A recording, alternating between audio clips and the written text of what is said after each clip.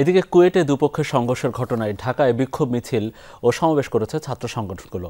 কুয়েটে যে নারকীয় নির্যাতন হয়েছে তার তীব্র নিন্দা জানিয়েছেন বৈষম্য বিরোধী ছাত্র আন্দোলনের আহ্বায়ক হাসনাত আব্দুল্লাহ। রাতে সংগঠনটির প্রতিবাদ সমাবেশে তিনি বলেন, বাংলাদেশে যারা ছাত্রলীগের মতো শিক্ষার্থীদের উপর রামদা নিয়ে হামলা করবে তাদের পরিণতিও ছাত্রলীগের মতো হবে।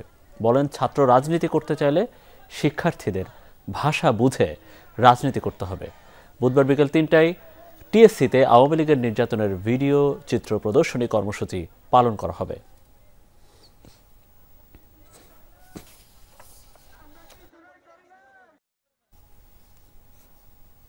কুয়েটে ফর্ম বিতরণের অভিযোগে ছাত্রদল নেতাকর্মীদের উপর সশস্ত্র হামলার প্রতিবাদে ঢাকা বিশ্ববিদ্যালয়ে বিক্ষোভ মিছিল করেছে বাংলাদেশ জাতীয়তাবাদী ছাত্রদল। মিছিলটি টিএসসি থেকে শুরু হয়ে ভিসি চত্বর হয়ে টিএসসি গিয়ে শেষ হয়।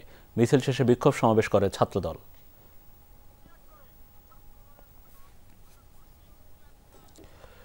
কুয়েটে সাধারণ শিক্ষার্থীদের উপর ছাত্রদলের হামলার নিন্দা জানিয়েছে ছাত্র অধিকার পরিষদের সভাপতি বিন ইয়ামিন মোল্লা।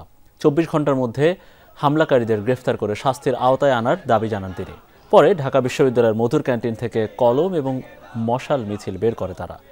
মিছিলটি রাজু ভাস্কর্য হয়ে শাহবাগে গিয়ে শেষ হয়।